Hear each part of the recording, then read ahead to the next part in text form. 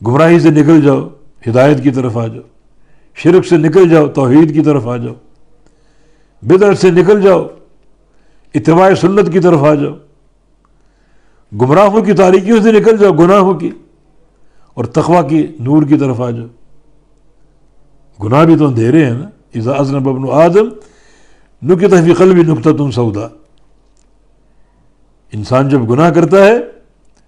تو اس کے دل میں ایک سیاہ نشان لگا دیا جاتا ہے۔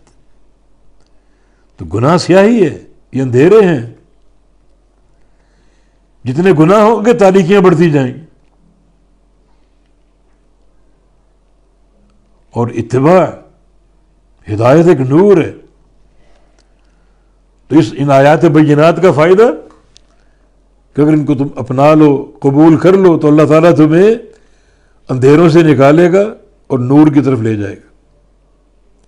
کفر کے اندھیروں سے، شرک کے اندھیروں سے، معصیتوں کے اندھیروں سے، بدعات اور خرافات کے اندھیروں سے، اور نور دے گا، نور وحی دے گا، نور ہدایت دے گا، نور اتباع دے گا، نور تقویٰ دے گا۔ یا پھر حصی اندھیرے، قبر میں بڑے اندھیرے کا سامنا کرنا پڑے گا، تو نور عمل صالح کی بنا پر ہوگا، سچے عقیدے کی بنا پر ہوگا،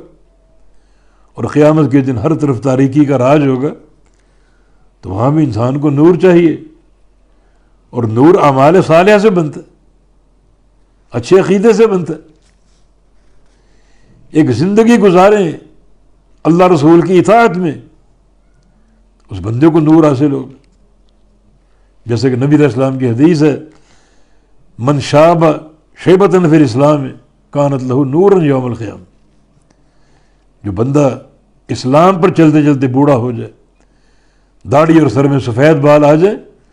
تو ہر سفید بال اس کے لیے قیامت کا نور ہوگا۔ بعض علماء سلف کا قول ہے ایک ہی سفید بال اگر آ جائے تو وہ قیامت کے نور کے لیے کافی۔ اس کے پیچھے اطاعت ہے،